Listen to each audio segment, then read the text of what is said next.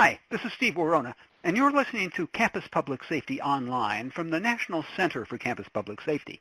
Before I introduce today's session, here's a brief orientation to the Adobe Connect interface we're using. Your browser right now is showing the title slide for today's talk. On the left side of your screen, you'll see a box labeled Questions and Comments where you can read and type messages. There's a tab labeled Everyone at the bottom of this box, and that's the tab you'll use for all of your general messages, including questions and comments for our speakers. We'll be breaking for discussion several times during the presentation, so please do not hold your questions to the end. You can also send direct messages to a specific person by hovering your cursor over a name in the attendee list. One of those names is Technical Help, and that's the place to go if you run into technical problems. We're also monitoring Twitter for your questions and comments. Use hashtag NCCPSwebinar. If you miss part of today's conversation, or if you want to see some or all of it again, this webinar is being recorded and captioned. The link will be available on the NCCPS Webinars page in about a week, and watch your email for a link to a brief evaluation survey requesting your reactions and comments on today's session. Please take a minute to respond to that survey when the link arrives. We do appreciate your feedback.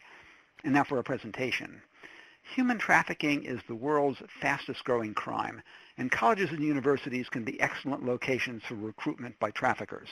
Many students are far from home with limited parental involvement in their daily activities, making them an attractive target.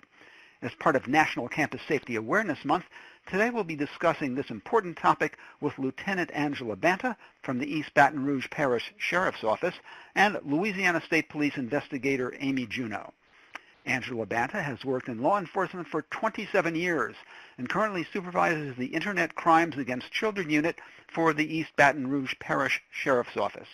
That unit investigates complaints such as sexting, computer-aided solicitations of minors, and the possession and distribution of child pornography. She's also responsible for investigating all human trafficking complaints that the Sheriff's Office receives.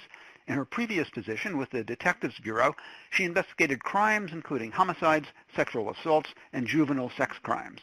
She's a Peace Officer Standards and Training Certified Instructor and teaches a block of training in the Capital Area Regional Training Academy on human trafficking for first responding law enforcement. Amy Juneau has been in law enforcement for about 12 years and currently works in the Louisiana State Police Special Victims Unit. In that position, Amy is responsible for all human trafficking investigations involving adults or children throughout the state. Previously, Amy worked as an investigator in the Intelligence Division of the Louisiana State Police and also for the East Baton Rouge Parish Sheriff's Office in the Detectives Bureau as a crime scene detective. Amy works with numerous task forces and is an instructor for the Louisiana State Police, teaching human trafficking investigations. Angela and Amy, welcome to Campus Public Safety Online. The microphone is yours. Well, thank you, and good afternoon, everybody. We appreciate you logging on to hear us. This is Angie. And I'm Amy. Hopefully by the end of this, we're going to try, this is our first webinar. We will say that. We usually do presentations in person, so hopefully we do all right. So what we'll try to do is, remind you who's speaking, so you'll kind of, know who's answering a question or giving the information. So what is human trafficking? When you think about human trafficking, what's something that you think of? We usually begin all of our presentations when we are in front of an audience. We show two different movie clips. One is from the movie Pretty Woman, and one is from the movie Taken. Most of the time, everyone, as soon as you say human trafficking, they think of the movie Taken. Now, not saying that that does not happen, not saying that that can't happen, but we want to hopefully explain a little more that it's not just that movie. And maybe, hopefully, by the end of this presentation, you will have a little more insight to what human trafficking actually is and learn how to recognize it better. So human trafficking is the second largest criminal industry in the world, earning more than $32 billion a year.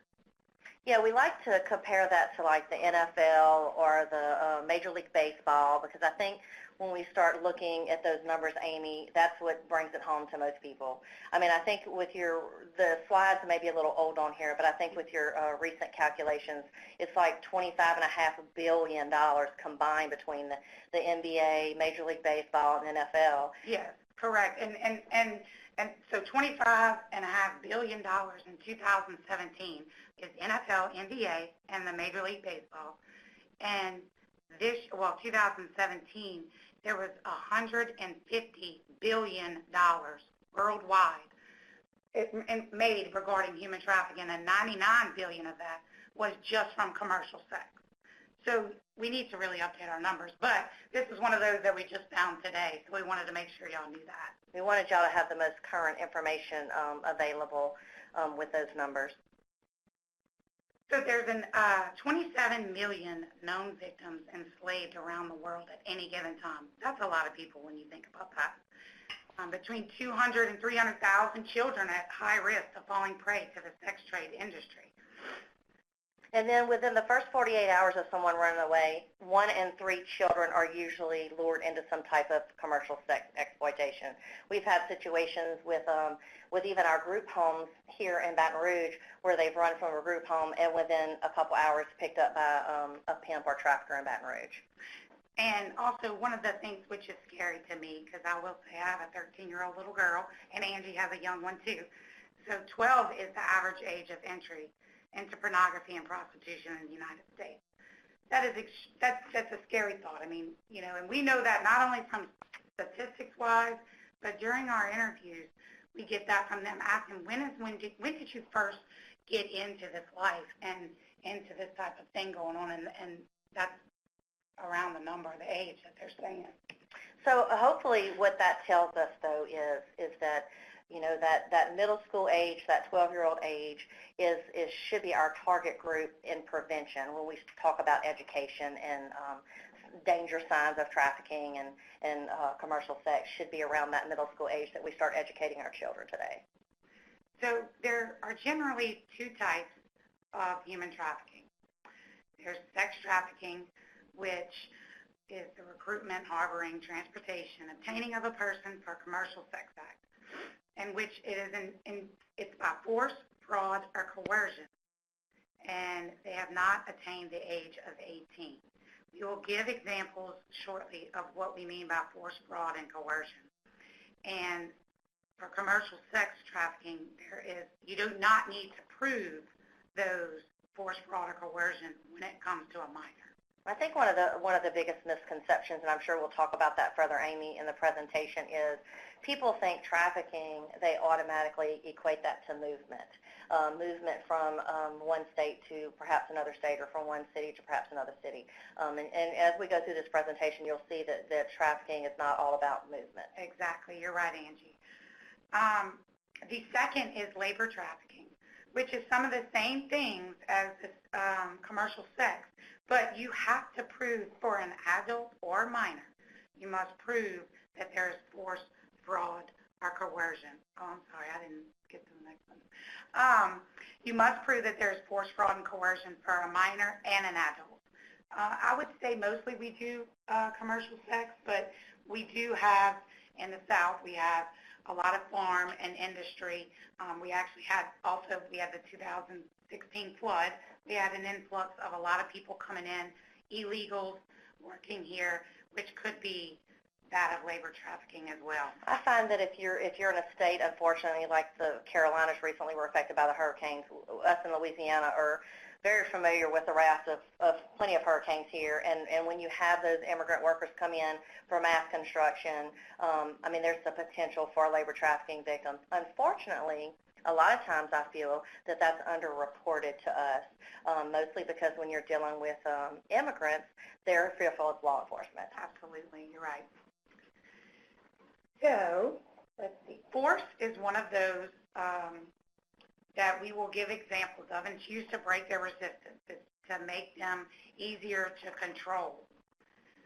Some examples of this would be kidnapping of the victim, beatings and torture as far as rape, sexual abuse, sexual harassment, I think, Angie, you have Yeah. some more about that. We had a case that I worked here in Baton Rouge a couple years ago with to speak to the beatings and torture portion.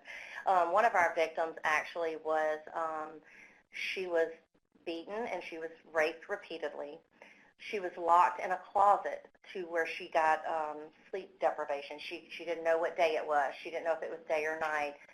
She was shot up with various types of narcotics to where she lost track of time. She wasn't really sure. Everything was fuzzy about her location. And unfortunately, that happens in these type cases. There could be forced pregnancy or abortion, use of restraint. Angie and I actually worked a case in a small rural parish in Louisiana, and the victim, she was an adult, was being held on a large piece of property in a shed with a padlock on the outside of the door, locked, and she was chained to the floor. She was also forced when she was out of the shed.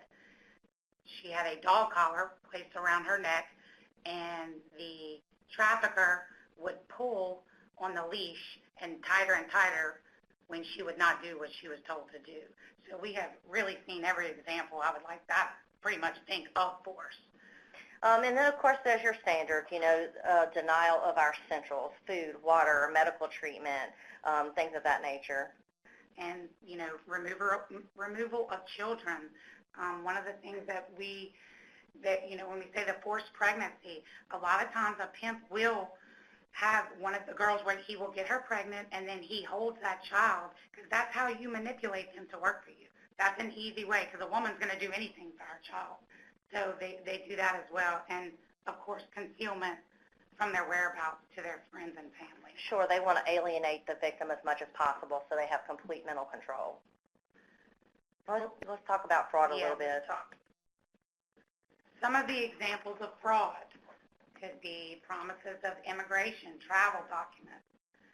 They will actually come thinking, I'm going to do this job, it's legitimate work, and then it turns out to be completely false. That's not what they thought they were coming for.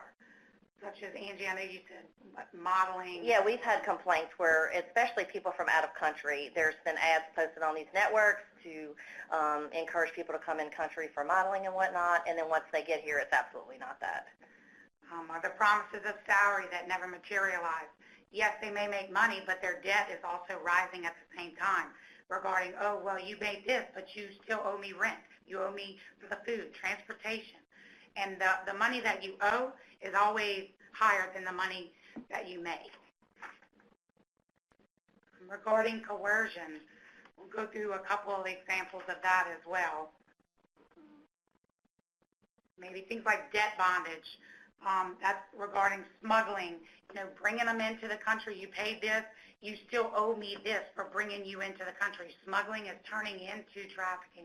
We've had that happen. Just remember that when we deal with smuggling, you're talking about a crime against the border. Trafficking is a crime against a person of civil rights. So, you could have a case where you're smuggled into the country, and then once you get here, that's where your debt bondage may occur. The coyote, per se, may get you in the country, and then you're sold off to a trafficker who will then start making you work off his debt where he purchased you. Threats of serious harm to a victim or their friends or their family. They will tell them, hey, I know where your family is. I know where your little brother is or your mother. If you don't do this for me, I'm going to go and hurt them or kill them. Threatening to use photos against the children or the victim. Just think about an example, Amy, would be maybe revenge porn. That's kind of common now. People want to take photographs and maybe sexual positions or in dress or whatever, and then you think that's something that you're engaging with maybe a boyfriend or whatever, and then that later is used against you to shame you for your family or friends. Absolutely.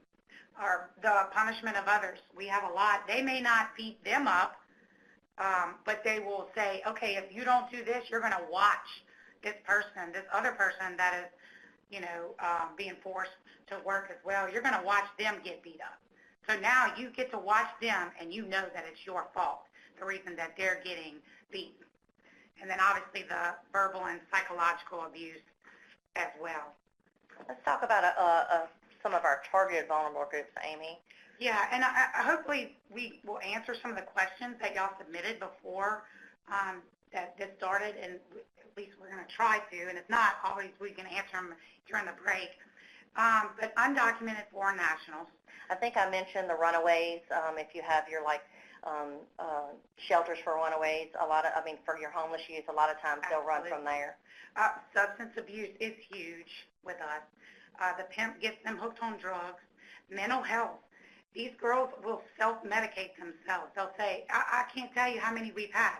I'm bipolar, I'm schizophrenic, and then they self-medicate and take whatever they think they need to. And then the domestic abuse situations. I mean, a lot of times, some of our cases, I feel like the trafficking portion can parallel a little bit to the domestic abuse.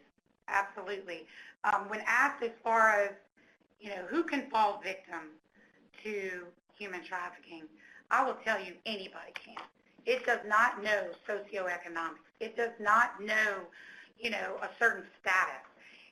Trafficking is about vulnerability, and it can happen to anyone. We have seen it from anywhere from a very well-off family to, a foster child. So it can affect absolutely anyone. And like we say, it's about vulnerability. That's the thing.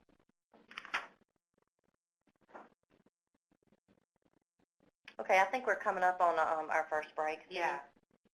Yep, we are. And so thanks, Angela and Amy. You're listening to Campus Public Safety Online. Today's topic is human trafficking. Our speakers are Angela Banta and Amy Juneau. If you have comments or questions for Amy and Angela, type them into the questions and comments pod on the left side of your screen. We have several Q&A breaks scheduled, and this is the first. And we have a question from Dawn Moen. So would drug activity be the #1 largest criminal activity? I would say yes, absolutely. We say where there is prostitution, human trafficking, there is drugs. I think, Amy, one of the things that a trend, let's just talk about Baton Rouge. A trend that we see here in Baton Rouge is we work closely with our narcotics personnel. They tend to do a lot of our undercover work on these vice-type stings that we do, and we do those things to help recover our victims. But we have noticed a trend where our narcotic guys, our distributors per se, are now, not only are they selling the dope, but they're involving themselves in the prostitution and the trafficking, because if a girl gets picked up on just a prostitution charge, it's a misdemeanor. A guy gets picked up holding a bunch of narcotics, it's more than likely a felony. So it's a bit of a trend that we're seeing here. They're kind of going hand in hand right now. Yeah, and we see a lot of the guys that are involved with dealing drugs. It's much easier, and you make a lot more money when you have girls prostituting for you, because it's a revolving door. Well, you don't have to re-up a girl. Exactly. I mean, the narcotics you sell out, and you have to get more narcotics. Yeah. A person you can sell over and over again. For sure. Someone wonders, which form of human trafficking do you mainly work? I would say for sure commercial sex. We have had labor trafficking, but I would say mostly the commercial sex. That's what we mostly see here in Baton Rouge, I feel like. Let me squeeze in one more question in this break. Have your agencies ever worked an HT, human trafficking investigation, involving a college student? Oh, actually we have. I think Angie can tell you a little more about that. Yeah, we actually did. I believe it was actually 2 girls, and I think they both attended, I won't say the university's name, but it was one of our big universities in Baton Rouge.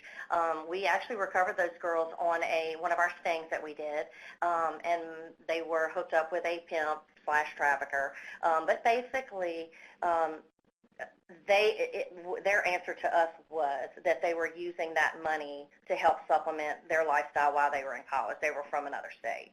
So I think that when we're dealing with the college age group, it's going to be attractive to them because it's going to be portrayed to them that, oh, well, this is going to help you through college. This may pay your tuition. This may pay for you to live off campus. But over a certain time when you're dealing with a trafficker or a pimp, they're going to eventually see that they're not going to get to keep the money that they're making. Yeah, and I think one of them, Angie, didn't you, they were actually working to pay their tuition. It was something, nursing school or something Absolutely, like that. absolutely. We're talking about educated kids, basically. I mean, these are not foster children or runaways. These girls were just from another state, going to school in Baton Rouge, and then hooked up with the wrong guy. Yeah. Well, thanks very much. That's the end of this break. We've got a couple more coming. Keep those questions and comments coming in. But in the meantime, Amy and Angie, you've got the microphone again. Okay, I think we're going to pick up with some common connections, and I think we just touched a little bit on that on the break with some of these questions. Again, back to our narcotics. You know, most of all the males and the females that we've interviewed, they're all on some type of narcotic usually. I think a lot of that, Amy, I would say you would agree, it's a numbing mechanism. Oh, for sure. They may be involved in a lifestyle to supply their habit, or they have a trafficker or pimp giving them the narcotics to keep them working, or it's just a numbing mechanism for the life that they're having to live. Oh, for sure. I mean, I know, you know, if I was forced to do something like that, I would definitely want to be under the influence and not have to have something where I remember every single thing that's happened to me, or to numb the pain. I mean, you have to remember, some of these girls are being gang raped and forced to have sex with up to 20 men a day. I mean, that's unheard of. So to even think that narcotic use would not happen I don't understand why it could. Yeah, it absolutely goes hand in hand. And then when we talk about our motels, and again, we're speaking from Baton Rouge, you know, we have our Motel 6s and our, you know, Super 8s and things like that, and of course we find stuff there. But we have motels here that are $350 a night, and we have our casinos and things like that, and I feel like we've gotten girls at all of those locations. Oh, yeah. And, you know, hey, look, we will say Louisiana, and I guess we partake in it too, it's a party state. I mean, we have girls that come in here from everywhere, and it's, why are you coming to Baton Rouge? I mean, everybody knows why you'd want to go to New Orleans, which we can't stand going to New Orleans, being from here. But, I mean, they say, because, you know, you go where the fun is. Everything is made into a party. Everything is a good time. And so, I mean, you think about Mardi Gras in New Orleans. You think about, you know, take that into your area. What major city events do you have? Do you host a Super Bowl? Yeah. The NBA All-Stars we have here. I mean, WrestleMania. We're college football deep in the South. So, yeah. I mean, college football games. Think of things like that. And where you have those events, you're going to find these working girls. Oh, for sure. So others is college campuses, events. Look, parties are recruitment grounds, just like we said. You know, the clubs or the bars that they frequent mostly. I mean, I'm sure everyone in your town or in your area, you know where most of the college kids go. And then the worst thing ever is social media. Everything is done on social media. The social media, I think, Amy, is a double-edged sword. It's helpful and harmful at the same time. It is such a double-edged sword, for sure. I mean, like we said, most communication is done on social media. Yeah, you know, I think one of our questions, if I remember correctly, Amy, was asking something to do with online activity or social media.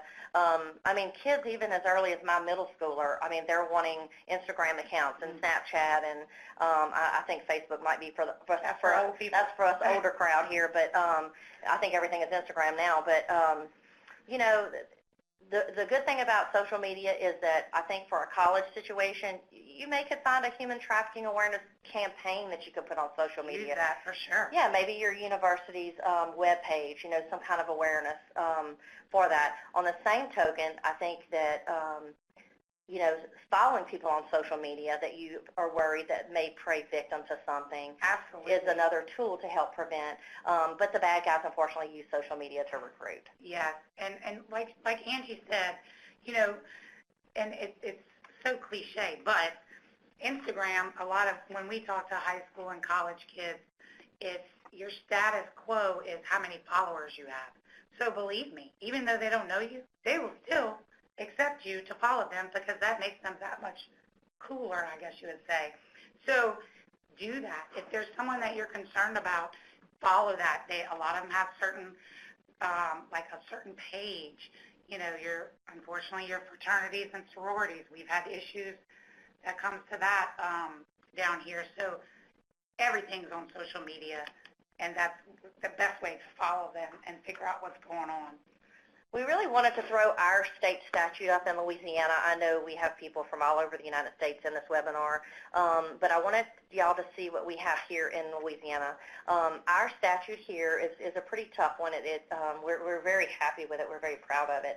It kind of mirrors the federal statute. So I would suggest maybe researching your area to find out exactly what your state laws are. For sure. And then we have, not only for the adults, but we have a separate statute regarding minors. And I think the key point, Amy, with this is that here in Louisiana, it's under the age of 18 because, like our state up until recently, 17 was considered an adult. Mm-hmm. They've legislatively changed that. I think all the new laws will be written up and on the books for next year, I believe. But, it is under the age of 18 here for the children. Yes. And so one thing we wanted to say about this is it's not only, this statute does not only, and the federal statute is the same way, it's not only for just the pimp. This is for any person that facilitates it, advertises for it, and we're talking about maybe someone that transports someone to a hotel, maybe someone that puts that hotel in their name, and this is being used for a minor to have sex in. They can get the same exact charge as a pimp would for prostituting that juvenile. Yeah, we've had, Amy, several federal convictions on what we would call co-conspirators, or people that would facilitate merely, the hotel rooms are driving the victims to the scene, and they're being dealt with harshly in the federal system. And one other thing, Angie, sometimes we forget to tell, and I think it's a common misconception, is it's when anything of value is exchanged, given, promise, received by a person. It doesn't have to be money. It could be drugs. Absolutely. It could be a house to live in, a room to rent. It could be anything. You can use my car for the day. So it doesn't have to be an exchange of money. Well, that's one thing that it is a misconception we want to always make sure we touch on. I think this little section here, Amy, is very important, understanding our victims. I believe that actually some of the questions that were submitted previously to the webinar, it will be answered here. Understanding the victims of human trafficking is a part that we really teach in our police academy here. We always tell our law enforcement guys that a lot of times, unknowingly, we will be a contributing factor to their victimization. A lot of times they're not perceived as a victim. A lot of times they don't see themselves as a victim. They may not perceive themselves as being coerced. So those are the challenges that you face when you may identify somebody as a trafficking victim. They may not want to be identified as a trafficking victim. Oh, absolutely. And a lot of times they'll normalize it as far as, okay, well, I may have a pimp, but at least I only get beat by him and not God knows how many other people. Or you may have a victim who had been previously, unfortunately, grown up maybe in some type of a sexual situation at home, and then they may feel as though they have taken charge of their lives by controlling who they're now having sex with. The Stockholm Syndrome, honestly, you can see it clearly sometimes when we work these trafficking cases. They're very, very loyal to the person who they perceive as taking care of them, and they're fearful of law enforcement. Yes, which is why we always say, always use the victim-centered approach. You offer them services, making sure that they are out of danger. They have a right to be involved, and they actually have a right to make a decision, if it's an adult, whether or not they want to pursue charges. Sometimes a victim does not want to do that, which the main priority is them. We want, obviously, as law enforcement, I want the intelligence to know who did this to you, who's involved with this. But that is their decision to press charges. We want to make sure that they're okay.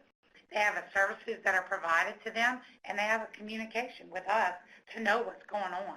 Yeah, that's why we're fortunate here. We have a non-governmental agency that received a human trafficking grant here for victim advocacy, and they're really phenomenal. We work very closely with them because Amy and I, as law enforcement, I mean, we have a specific role and job in these investigations, and we have to make sure we partner with the people who can handle the therapeutic side of things. So I would suggest in your area that, reach out and figure out who are going to be your victim advocates to working these cases, because that person in law enforcement has to work hand in hand. Some of the misconceptions, we say that trafficking doesn't happen here. She's a criminal. A lot of these girls are going to have a criminal history. I would much rather steal or rob somebody for money than be forced to have sex with them, because either way, you have a certain amount that you have to bring home and to him, so you'll do whatever you need to. You know, the one where it says she's free to come and go is one of the biggest hurdles that we overcome when teaching at our academy. A lot of people don't understand that if you have let's say a female victim at a hotel and there's nobody else in the room, well, why didn't she just run away? I think that's one of the biggest questions we get asked, Amy, in our trainings. Don't you agree? Oh yes, absolutely. And where trafficking doesn't happen where prostitution is legal. That is probably one of the dumbest statements I've ever heard in my life. So, because it will always happen. Let's go to, where does human trafficking happen? Well, it happens everywhere. We have a track, in Louisiana we show this because we have 3 major corridors, interstates that go through our state. We have a lot that comes from Memphis, Arkansas, California, Alabama, and they just make a track all the way through. So it can happen anywhere. Some of our demographics, we'll just touch on it real quick. It's a sad thing to say Louisiana is the 5th worst place for a child to live in the United States. Based on poverty and teen pregnancy and whatnot, yeah, it is sad for Louisiana. And we have the highest rate of child homelessness in the nation. And 48% of the children live in low-income families. So that is like what we call the low-hanging fruit. Which makes the recruitment for these guys to be much easier. Absolutely. They use false love, affection, violence, threats, lies. They make promises. They use the debt bondage. You know, a lot of times, especially dealing with children, they look for those troubled kids, those foster kids, those runaway kids, so they can offer them some type of home stability to where, again, that's where I think our Stockholm Syndrome would take place. Oh, absolutely. And the drugs or alcohol in the home. Or the sexual abuse they're running from. Abuse, yes, foster care. You know, in recruitment, we tell everybody it could be anywhere. I mean, it could be at school, it could be at college, it could be at the mall. I mean, we've seen it everywhere. We've seen it at the bus station. In jail. In jail, yeah, unfortunately in jail. You know, and then there's tons of ways for them to manipulate these girls, and sometimes men. I mean, we've had boys too. We tend to say girls because we see more girls than we do boys, but we don't want to discount the fact that it does happen to males for sure as well. You know, the branding, I think, is a big deal, Amy, and I know we're going to touch on that a little bit further, which is tattooing. The mental game with that sometimes is... and the threats to their family, that is one of the huge, that is just, I mean, that's the one thing they're scared of. I'm scared of what's going to happen. I don't care what happens to me. Right. What about them? But I think we're going to take a break. Yeah, I think we're up for another break, Steve. Yes, we are. Thank you. Along the one of the comments you just made, someone wonders, how does human trafficking vary with race, gender, and including male, female, transgender, etc.? You know, honestly, I don't really know the statistics on the transgender community here. I will honestly say to you, in some of our multidisciplinary team meetings and whatnot, we've talked about groups of people that maybe have not been touched like they should have been as far as recognizing the victimization, and I would say that transgender group is one of those. We do actually encounter a lot of them in Baton Rouge. As far as race, I would say it is an even. Oh, absolutely. Dead even. There is no black, white, whatever. I'd say it's strictly right in the middle. Absolutely. We've had the same of both, I would say. Yeah, mostly Asians. We've seen in just the massage parlor settings, not so much in the regular prostitution setting. Donna Fink wonders, if you get the victim out of the situation, how can you prevent them from returning? How can you protect them?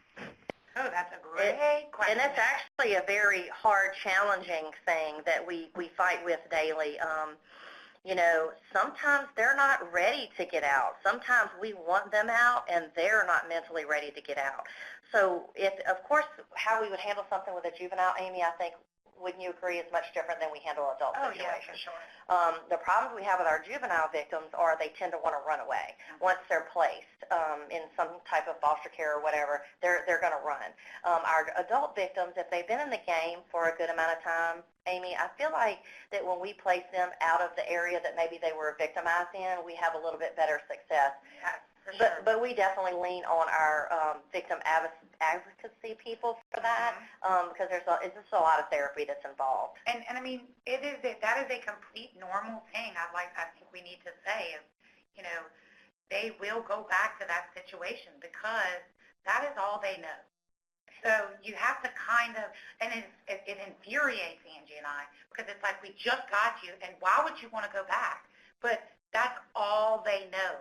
Or to run. That's what they know how to do. So sometimes it's going to be a while before they finally make that decision, hey, I'm done with this. And we may recover and arrest the same person multiple times throughout the years to the point where they're like, hey, Angie, hey, Amy. Yeah. They all have our cell phone numbers. But what we try to do is keep those open lines of communication to where at least they know that when they want the help, they can call us. Oh, yeah, for sure. We'll squeeze in one more question this break. A while ago, Daniel asked, which organized groups are involved in human trafficking? Well, I would say here it is a lot of, I wouldn't say we have a gang problem. We have, I'd like to call them kind of like street thugs. But I would say we have an organization now, organized group. Now, in the massage parlors, there's a little more of that, or maybe in the Hispanic community. But as far as, you know, the types of cases that we work, it's mostly your guys that have been in narcotics, major drug dealers, have a criminal history, and, you know, some of them run together? Yes, but they also have some serious, you know, beef with each other as well. They're enemies. So I don't think we have an actual organized type group. Okay, thanks. Keep those questions coming. We won't lose them. But in the meantime, back to you, Angie, and Amy and Angie. Okay. Okay, so when we talk about engaging the threat, you know, one of our main things we like to push, and we said it earlier, is make sure those victims are identified as victims and not criminals. And I think this is an important thing, Amy. I actually think somebody questioned that, submitted a question about, you know, patrol officers, new officers maybe at the colleges or whatever, is just remember, and we tell all of our new guys in the training academy, you know, we're the detectives that are going to come after the fact. You are the initial meet. Yes. So if you give a bad impression of law enforcement at that first meet, then we are going to have to undo that later. Which we have to a lot. Which we do have to a lot. So I think the building the rapport and the relationship with your victim initially is very, very important. Remember, at the end of the day, that's someone's child, someone's aunt, someone's sister. So regardless, just take a moment and don't see them as a prostitute. Try to take yourself back and remember you're there for, you know, a reason. And we tell our guys, too, that, you know, there's always, everybody comes with a story. Everybody comes with a backstory. Yeah. I didn't graduate high school and say, I think I'm going to be a trafficking victim today or a prostitute today. Some things may have happened in my life that have put me in that path. And I think if our officers take that in consideration when they have those initial meetings and take a little time to build those relationships, that it will make the transition easier to rescuing someone. Yes, and always, as we say, build rapport with them. Relations are huge when it comes to talking with the victim. Look for the tattoos and branding. We will get into that in a few minutes. Changes in socioeconomics, possession of money, clothing. Listen, the multiple cell phones, I think, that's a huge red flag. Absolutely, because most of the girls that we do end up picking up, I mean, they come with like 5 or 6 cell phones, and they'll tell you, oh, these are my work phones. They may have an iPhone or something off somewhere else that is they consider their personal phone. So when you start seeing multiple cell phones, that's definitely a red flag. Yeah. Look for injuries. And that's for domestic violence as well, excessive absences from school. You may have a child that was doing outstanding in college, and all of a sudden she's failing because she's not going. So what changed there? What happened to where now you went from a great student, dedicated, to now it's changed? And always let them tell their story. Don't interrupt them. Just let them talk. When we talk about child victims, as we said, the age as 12 as the average entry, one of the huge things for me is the life expectancy after becoming a prostitute, which is 7 years. And I'm going to be honest, we have seen that. Yes. We have seen that here in Baton Rouge. It's devastating to watch. I mean, so you figure what? You enter at 12, by 19, you may not see your 20th birthday, I guess. I mean, usually if we catch somebody in their mid to late 20s, they've been in the game a long time. Oh, yeah. And I mean, when we say their life expectancy, because they due to overdose, being murdered, we had one that committed suicide. That was actually the one that was in restraint. So that's a scary thought. 7 years after entering, that's a life expectancy. And I'm going to tell you, Amy and I try, even when we do these things, logistically, we're kind of all over the place, but we really enjoy the interview aspect of it because we learn a lot from these girls that we end up picking up. And I can promise you the majority, and I mean 99% of these adults that we pick up on prostitution-related charges began prostituting as a juvenile. Oh, no doubt. For sure. For sure. And most of them have some type of sexual abuse in their history, unfortunately. Oh, yeah. And, like we said earlier, pimps earn hundreds of thousands of dollars every year. Now, what's funny is they never have anything to show for it. It's all, they'll spend it real quick, material things, but they make a lot of money on these girls. We really wanted to throw a couple terms on this webinar because I know you've heard us say the game a lot. Honestly, before I started receiving some of my training, there is a whole second language. There is, for sure. That we've had to kind of learn, and they do that on purpose. I mean, Yeah. They do that because they know a common person or a square, which is what they would call a normal person, a person not involved in the life or the game. They don't want you to understand what they're talking about. Exactly. I mean, so obviously pimp and handler, trafficker, that's self-explanatory. We like to refer to people as trafficker. We like to put the big bad word on them to label them that way when we can. Yes. And then a quota, that's the amount that they have to make every day. And I don't think I've met a girl who didn't have a quota. No, me either, for sure. That's the stable. That's a group of girls that are under a pimp's control. Like there may be 5 people in the stable. The bottom is one that he chooses to kind of supervise the other girls. But she still has to work and make money. Daddy, they call him Daddy. I've never understood it, but I mean, I guess I always thought maybe it's because they didn't have a dad in their life. That's not it. That's just what they call him. That's what he wants them to call them. And the wifey and wifey-in-law, I think, Amy, is the one that we hear commonly. When we get their cell phones, they'll have in there wifey 1, wifey 2, wifey 3. So the life, that's one of the, gorilla pimp. That's a violent. We have 2. We say a Romeo pimp, which is the one that does the whole, oh, I love you. The boyfriend-girlfriend situation. And then we have the gorilla pimp, who is the way that he gets someone under his control is to beat them. Seasoning. We've had some gorilla pimps in Baton Rouge, unfortunately. Yes. Seasoning is when they break them down through rape. Kind of like the girl that I told you about earlier with being beaten and raped and then locked in the closet. That's seasoning. Renegade or out of pocket. That's someone who does not have a pimp. And that is rare. Yeah. And they do not like them. They like to tell you when we pick girls up, oh, who are you working for? Oh, I'm on my own. I'm Renegade. It's usually all a lie. The branding, which is whatever they choose to use, they'll tattoo them on them choosing up. They're not allowed to make eye contact with another pimp. And they're not allowed to look at a pimp in his eyes. Finally, we're going to get to some of these tattooing and branding that we talk about. Yeah. So, let's see, this one. This is a guy, he goes by Memphis.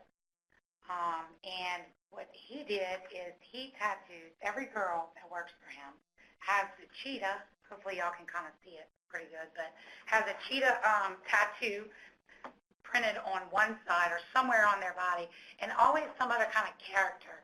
As you can see, one of them is Tinkerbell, Betty Boo. Betty Boo, and we didn't notice this until we got two of his girls in one night, and it's like, whoa, whoa, whoa. But, of course, they have no idea who each other are, but you have Memphis, Money, and Rico, and all the same tattoos. So what we did was we actually made this bulletin, sent it out to troopers and all local law enforcement. Hey, if you come into contact with these people, ID them, because we were trying to figure out who all works for him. And that was a very useful tool.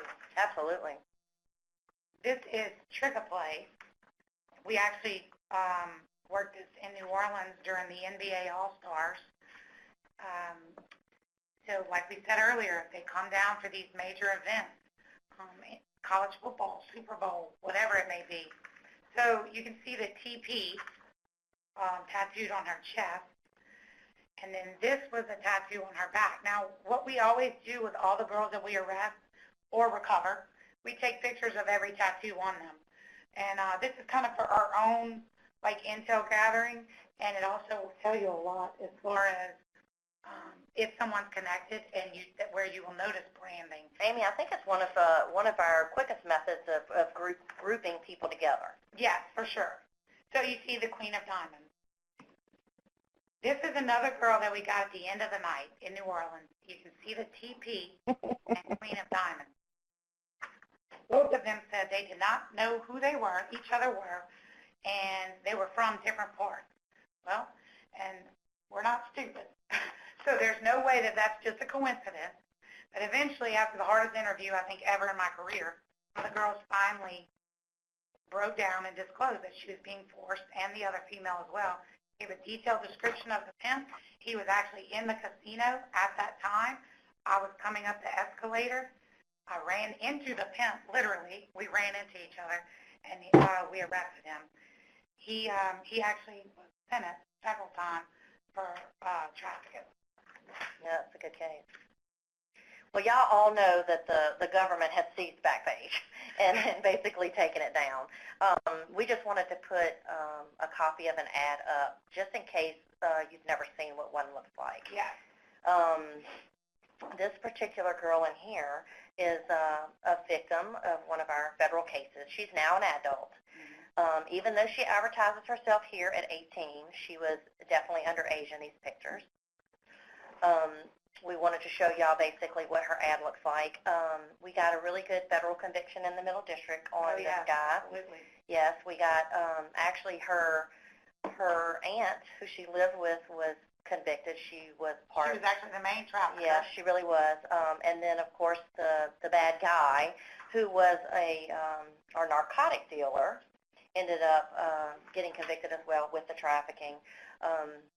And then we had, as we talked about earlier, the co-conspirator, the man who literally rented rooms and brought people location to location, and he ended up being an engineer, I believe, at one of the plants here, sure. who ended up with, like, a drug problem. And so, you know, like I said, it'll attack.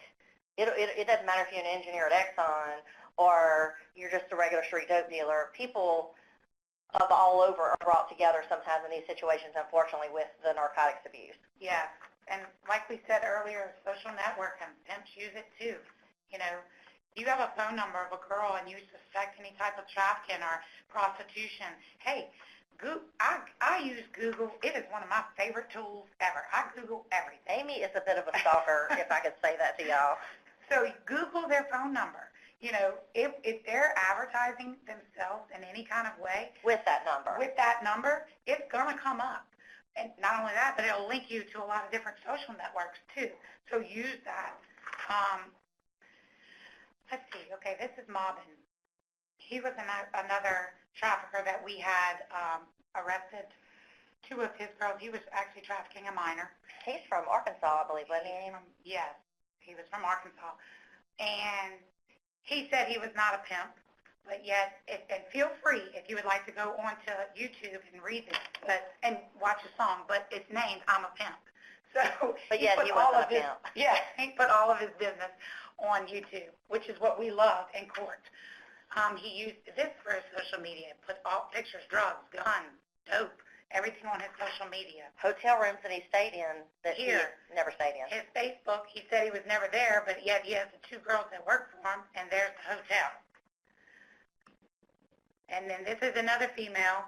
Look, she posted this. Look at the carpet, which is kind of hard to see, and the back, and you can tell exactly where that picture was taken in the hotel. But we also know that because we're in these hotels a lot. Yeah, we try to work with the management of pretty much all the hotels here in Baton Rouge, so they can kind of lean on us too when they know they have girls that are probably working out of their hotels checking in. So we try to keep that open line of communication as well. And this is a list of resources. I believe he said this will be available to everybody after this webinar. But it's a lot of information. Use it. Go to it. I highly encourage it. And I think that's it. Steve? Okay, we've got a bunch of questions to pick up on. Laura Bonham wonders, how do you convince a prosecutor that it is trafficking and not prostitution? Well, that is a very good question, because prostitution and human trafficking are actually 2 separate things. Yeah. And again, we have to go with the way our state law is written.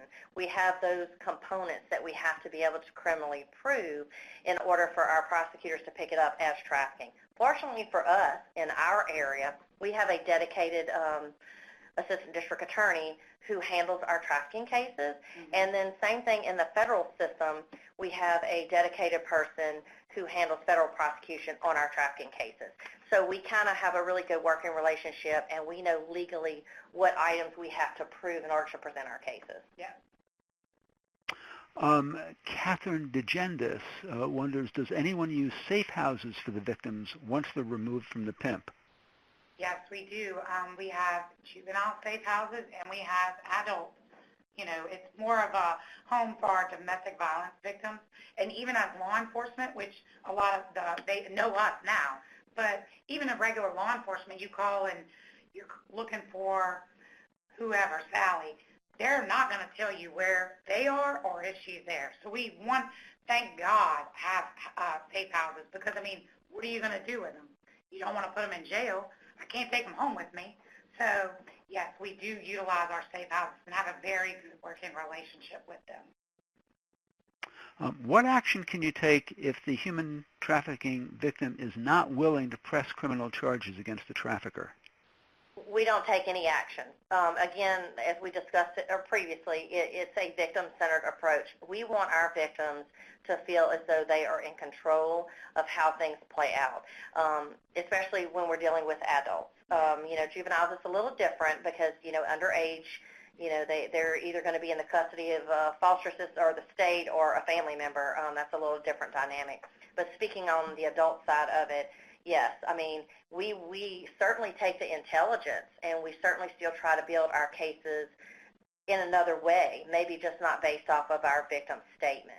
But her safety is our priority. She has been where she has not had control long enough in her life. So our main thing is we want her okay. We want her to have services. And, you know, I'll say Angie and I, that's one thing. We still have relationships with some of the girls that we never built a case on, a criminal case. I mean, they'll still call us on Christmas. Hey, I just wanted to check in. You know, I'm doing great. I got my kids back. You know, that is our main thing, is to make sure that they're doing well. Not as much as we want to put someone in jail for what they've done to them. Our main thing is the victim. There have been a couple of questions related to these various websites. I'm not sure that it was made clear that Backpage has been shut down or the degree to which people have moved from Backpage, either Craigslist or others. So can you say a little more about those websites? Yeah, Steve, I think what we'd like to do, maybe we can send it to you, or if they'd like to get them from us. We actually have quite a long list. I mean, we use different websites. We have to use those websites when we do our stings, obviously. I mean, Backpage and Craigslist, they were the more popular ones. But believe me, there's too much money out there that they're making. They've just switched the names of different sites, and they've just gone Backpage, actually, what they name it, Backpage 1. And then they went to something called BedPage, which looks identical to Backpage. So believe me, there's always a site that they've created for you to be able to work, so they can. Again, I still say also use Google. I use Google still here, and we still know the websites because new ones come up every day. And I'll Google escort services in Baton Rouge, and you'll see it. And I mean, you got to clarify that it's not a truck, bringing, a large 18-wheeler somewhere, but use that. And we have a list, and I can send those to you or whoever, if we want to send them. Yeah, send it to us, and we'll make it available on the webpage for this webinar. Okay. And just keep in mind, too, that I think that a lot is jurisdictionally. Yeah. Just because we use certain websites in Louisiana, I mean, Montana or, California may have a different set of websites that are popular in their area. For sure. Jessica wonders, what are the largest gaps in research that you think are pertinent to help law enforcement hone in on pimps or locations of high concentration of trafficking? I think if I understand the question correctly, I feel like some of the gaps that we find is the housing of our intelligence information. Yeah. That's kind of a big thing. Also, one thing, unfortunately, a lot of times you'll have, law enforcement, we have a problem sometimes with working together. Yeah, sharing information. Just because you're the university police doesn't mean that you're any different than the sheriff's office. How is the campus police going to know anything that's going on? Because guess what? You're still in that area or county. I guess we have parishes, but county. There is a problem with that, a lack of communication. I think we work really well with our larger universities here in Baton Rouge. Yeah. We've actually went out and done trainings with their campus police officers. Mm-hmm. And then we try to work with the universities as much as we can here. I think there's gaps in accurate reporting of trafficking cases. Mm-hmm. We just recently talked about that at a multidisciplinary team meeting that we had. And then I think, again, when you're dealing with the transgender community, there's definitely a breakdown there. That's a whole nother culture that I think has definitely been some underreporting of victimization. There'll be time for one more, and this will give you a chance to give people some good advice in general. What steps do you take to be proactive in the fight against human trafficking? Well, I think it depends on if you're talking from a law enforcement perspective or just a civilian perspective. Yeah. Well, from law enforcement, I'll say we do a sting, and when we say sting, we're talking about an undercover operation where our main goal is not to arrest a bunch of girls for prostitution. The whole point of doing that is to try to locate a possible victim of human trafficking. We do that probably 3 times a month here, so that's our proactive and approach we target the consumer as well. We're not always, we're trying to recover the girls when we do those things, but we like to target the consumer to where we don't have the guy going online trying to purchase the date. I think when we talk about it from what can a civilian possibly do is I would say get involved with these advocacy groups, these nonprofits. They do outreaches for human trafficking and whatnot in your area. I think from the campus perspective, I think maybe some kind of awareness campaign like they do domestic violence, I'm sure. And then January is the Human Trafficking Awareness Month.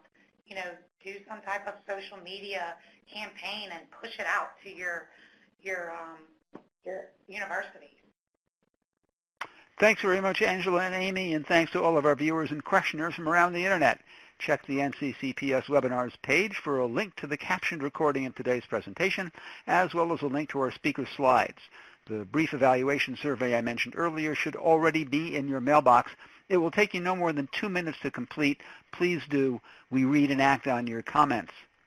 The next Campus Public Safety online webinar will take place from 2 to 3 p.m. Eastern Time on Tuesday, October 23rd, when Kim Novak will present a call to action on hazing prevention. Kim's a stimulating speaker, and the presentation is sure to be engaging. And on Tuesday, November 13th, we'll welcome back Marissa Randazzo, who will expand upon her earlier presentation on campus threat assessment teams.